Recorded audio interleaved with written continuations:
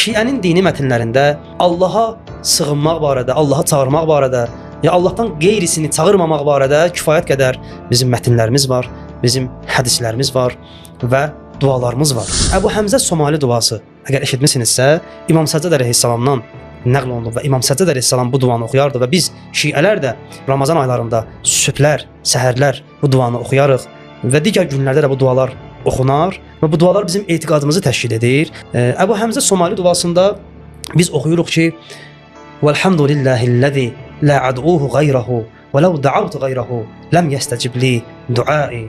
Deyir, həmd olsun o Allaha ki, mən onu çağırıram, ondan başqasını çağırmıram. Əgər ondan başqasını çağırsam, mənim duam qəbul olmaz, duam, yəni istəyim yerinə yetməz, arzuma çatmaram. Sonra deyirik, bu cür oxuyuruq Əbu Həmzə Somali duasında ki: "Velhamdülillahi'llezî la ercu gayrahu ve law raca'tu gayrahu la akhlafa racai." Həmd olsun o Allaha ki, mən ondan qeyrisinə ümid bəsləmirəm. Əgər ondan qeyrisinə ümid bəsləsəm, ümidim puç olar, arzuma çatmaram. Yəni bu dualar şiələrin mənbə kitablarında qeyd olunub. Bu bizim etiqadımızın kökünü bu dualar təşkil edir. Bu dualarda olan, bu mətnlərdə olan bu etiqadi prinsiplər təşkil edir.